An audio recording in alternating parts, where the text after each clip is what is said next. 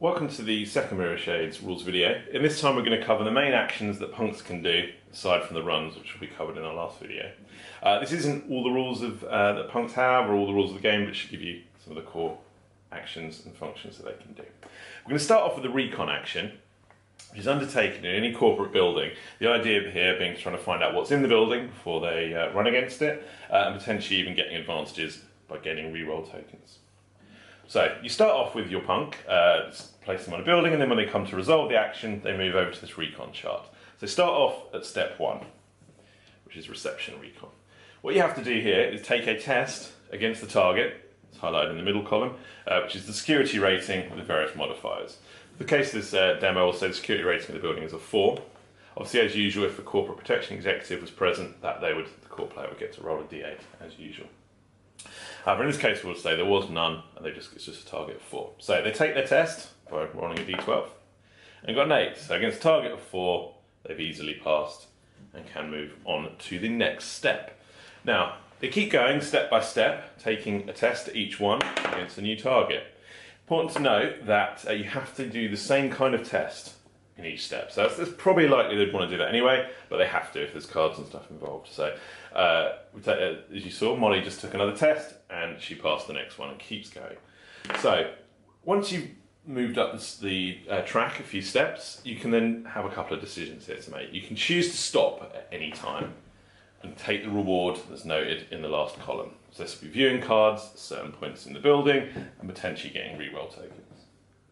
However, if you want, you can keep pushing your luck and continuing further up the higher numbered steps against the higher targets. What happens there, if you fail, however, is that you immediately take 2 wounds and must go back to the previous step and gain the success effect of that. So you still get something from risking it, but you do take 2 wounds, which is quite a major impact upon your ability to do a run later. As noted, you can, however, stop whenever you want. Once you pass the test, you can just stop and take the success effect at that point.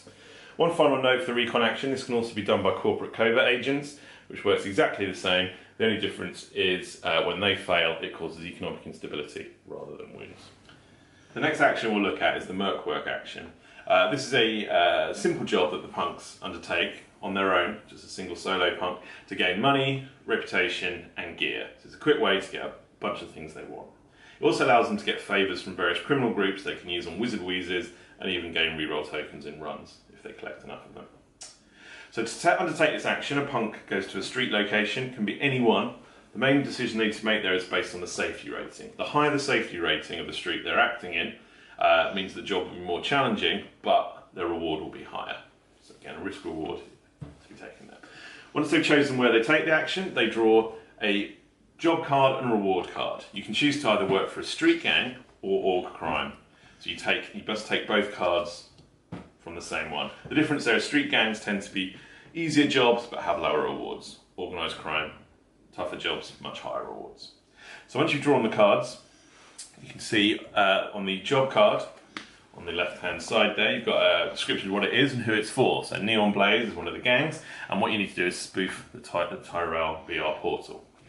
You also then have two options there, which are the 2 tests. One of the 2 tests you need to complete to gain the reward.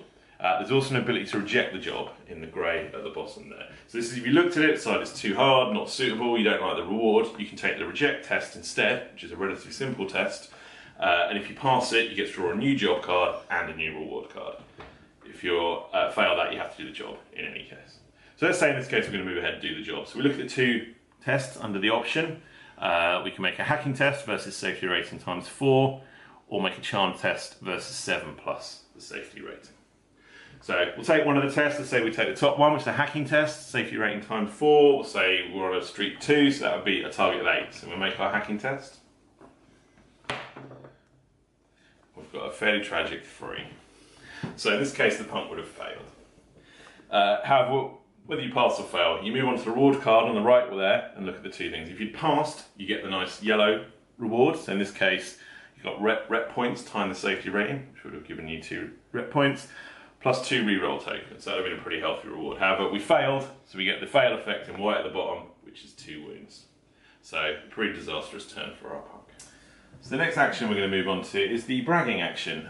This is done to gain other rep points and further re-rolls. So it's sort of basically punks standing around in the bar telling each other how great they are. So this is slightly different to other actions in that it's undertaken by all the punks who are doing the bragging action together at the same time. So they're not resolved in turn, they're all resolved together. So in our demo, our 4 punks have turned up at the bar and are ready to have a drink.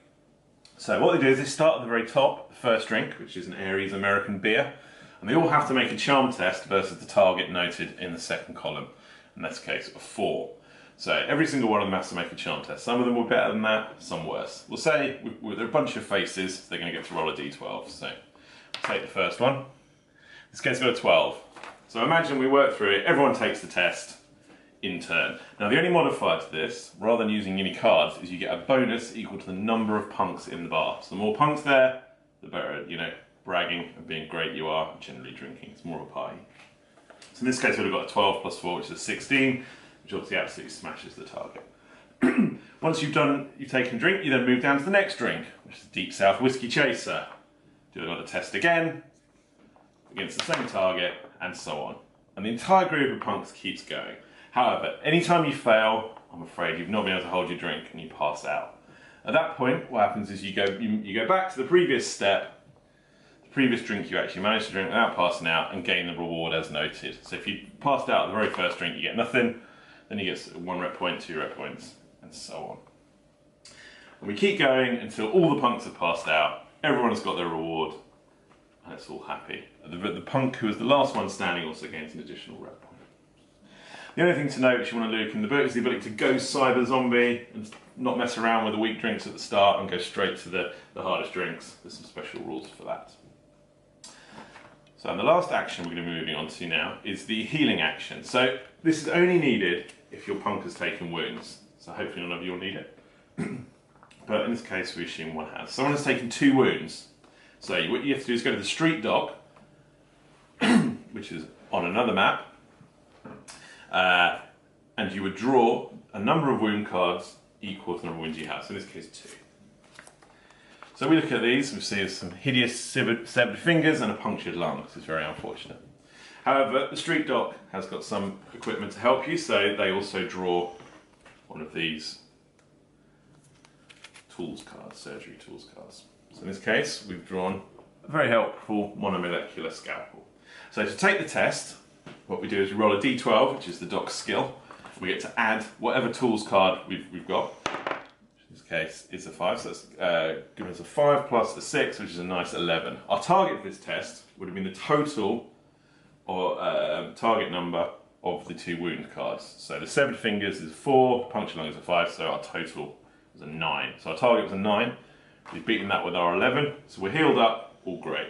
If we'd failed that test, we would have still been healed up and the wounds would have been taken off. However, we would have had to have taken a penalty of whatever was mentioned on one of the wound cards. You'll notice each one has a piece of sort of second-hand or low-rent cyberware, and you'd have to have taken one of those as a penalty for the rest of the game. So in this case, say we'd failed the test, you'd taken yourself some chrome skeletal replacements, or a chrome lung, which would have given you a -1 rigging. So that gives you a permanent negative. You can choose which of the ones, if you've got multiple wound cards, you can choose which one. Well, that ends our second video and concludes all the punk actions.